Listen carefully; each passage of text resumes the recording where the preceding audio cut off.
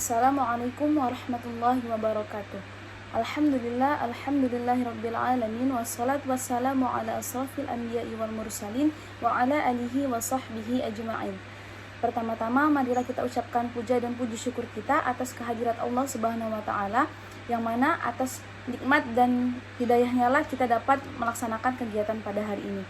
Tak lupa pula salawat serta salam kita hadiahkan kepada junjungan kita Nabi besar Muhammad SAW dengan melafazkan Allahumma sholli ala sayyidina Muhammad wa ala ali sayyidina Muhammad.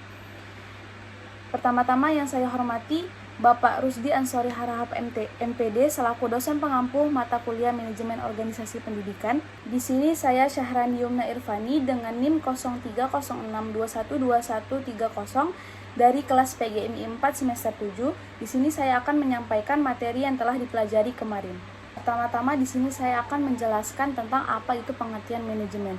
Manajemen sendiri yaitu berarti sebuah proses perencanaan, penyusunan atau pengawasan untuk mencapai tujuan yang efektif dan efisien dalam sebuah pendidikan.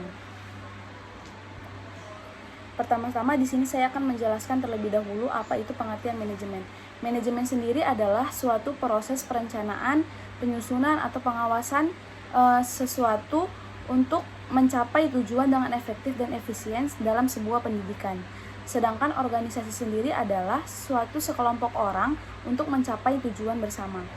Nah, dari kedua pengertian di atas dapat disimpulkan bahwa manajemen dan organisasi pendidikan adalah suatu proses atau rencana yang dilakukan oleh instansi untuk mencapai tujuan dengan efektif dan efisien dalam suatu pendidikan.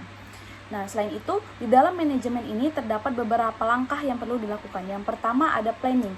Planning ini bisa disebut juga dengan perencanaan. Jadi, sebelum memulai sesuatu proses atau suatu perencanaan, perlu adanya dalam suatu proses itu perlu yang namanya perencanaan. Yang kedua ada organizing. Setelah dirancang, perlu dilakukan organisasi atau organizing.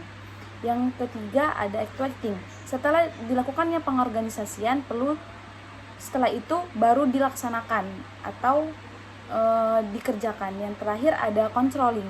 Setelah dilaksanakan, perlu dilakukannya pengawasan atau nantinya dilakukan juga evaluasi bagaimana cara agar proses tersebut dapat berjalan sesuai dengan tujuan yang telah ditetapkan.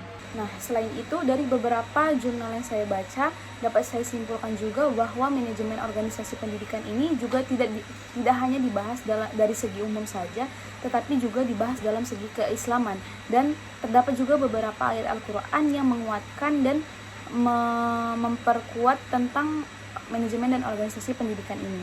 Selain itu, manajemen dan organisasi pendidikan ini juga memiliki tujuan, diantaranya itu yang pertama, terwujudnya suasana belajar dan proses pembelajaran yang aktif, inovatif, kreatif, dan menyenangkan.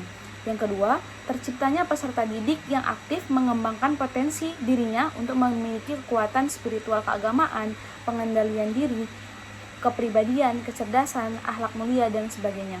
Yang ketiga, terpenuhinya salah satu dari 4 kompetensi lembaga pendidik dan kependidikan. Yang keempat, tercapainya tujuan pendidikan secara efektif dan efisien. Yang kelima, terbekalinya tenaga kependidikan dengan teori tentang proses dan tugas administrasi pendidikan. Yang terakhir, teratasinya masalah mutu pendidikan. Selain itu, manajemen pendidikan ini juga sangat penting.